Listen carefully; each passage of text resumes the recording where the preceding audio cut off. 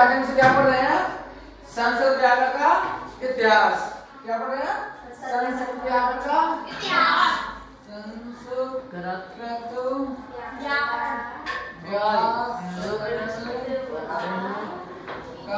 इतिहास।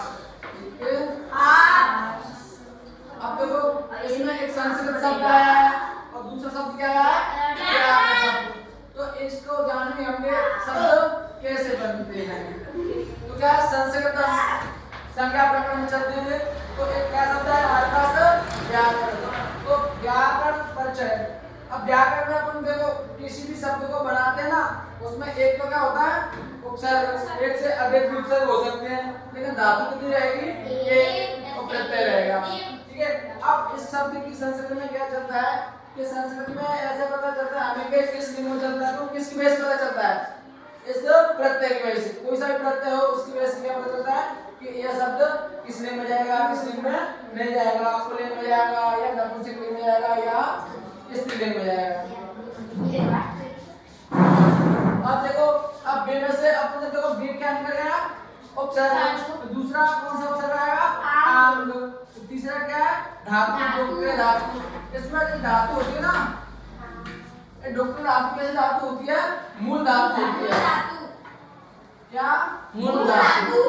अब डोक्रे में से क्र कैसे बनता है इसको मानो। और प्रश्न में क्या आ रहा है? ल्योट प्रत्यय। तो ल्योट प्रत्यय से बनने वाले शब्द किसमें चलते हैं? नपुंसक लिंग में। तो ऐसे अब जी दिखाया ना व्याकरण। तो व्याकरण शब्द किस लिंग में गया है? नपुंसक लिंग में। अब जे डुक्रे अपना डुक्र अब यार कैसे क्र धातु बचती है इसमें? जैसे हलंतम तस्य लोप से तो क्या चला जाता है? और जे आधे टूड़ा लोप से कौन चला जाता है? ज्वाला। तो क्या बचती है अपना? क्र। क्र धातु बचती है ना? और क्र धातु का अर्थ क्या होता है? करना। क्या होता है? करना। तो ऐसे कैसे मूल धातु कौन सी आपसे ऐसे पूछा जाएगा? डुक्रे दे दिया जाएगा और क्र धातु दे दी जाएगी। तो आपसे पूछा जाएगा इसमें मूल धातु कौन सी? तो आप क्या कहेंगे? क्र धातु को क्या कहेंगे आप? मूल धातु। अब इसकी क्या होती है? व्याकरण की क्या है एक परिभाषा। विक्रियन्ते विविच्यन्ते शब्द अनेक व्याकरण। अब इसका हिंदी अर्थ क्या है? जो शास्त्र किसी शब्द का उपसर्ग प्रकृतिमान धातु होती है प्रत्यय लिंग वचन विभक्तियां काल इत्यादि का ज्ञान प्रदान करता है उसे क्या कहा जाता है? व्याकरण शास्त्र कहा जाता है। अब जो ना अर्थात वह शास्त्र अपने सिद्धांतों एवं नियमों के आधार पर साधु माने शुद्ध शब्द का ज्ञान प्रदान करता है। वो क्या कौन सा शास्त्र कहलाता है? व्याकरण शास्त्र। इस साधु का अर्थ होता है शुद्ध। सप्तमी विभक्ति में चलता है साधु असाधु। तो साधु किसमें चलता है? शुद्ध में। असाधु किसमें चलता है? अशुद्ध वाक्यों में। ठीक है। अब दूसरा शब्द क्या आएगा अपने पास? संस्कृतम। तो संस्कृतम कैसे बना है?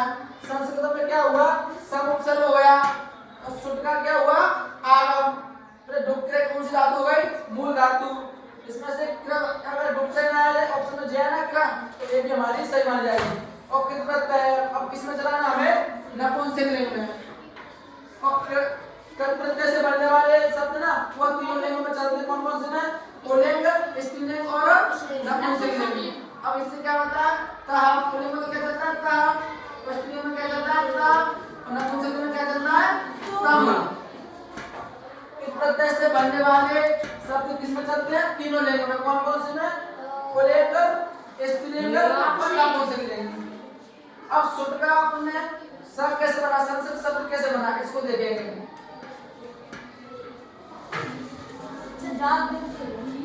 संस्कृत शब्द है ना अब जो शुद्ध है ना शुद्ध अब शुद्ध ये तो हलंत्यम तस्य लोप से चला आया। हलंत्यम तस्य लोप से क्या चला आया? पीछे वाला एक संज्ञा सूत्र से। अब एक संज्ञा सूत्र अपने कितने होते हैं? 5 या 6 होते हैं।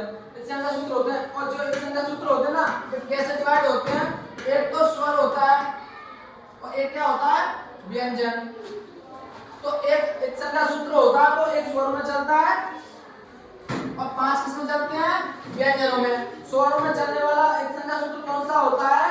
उपदेश अनुनासिक इत। तो जिससे उपदेश अनुनासिक से कौन सा चला जाएगा? एक छूटक चला जाएगा।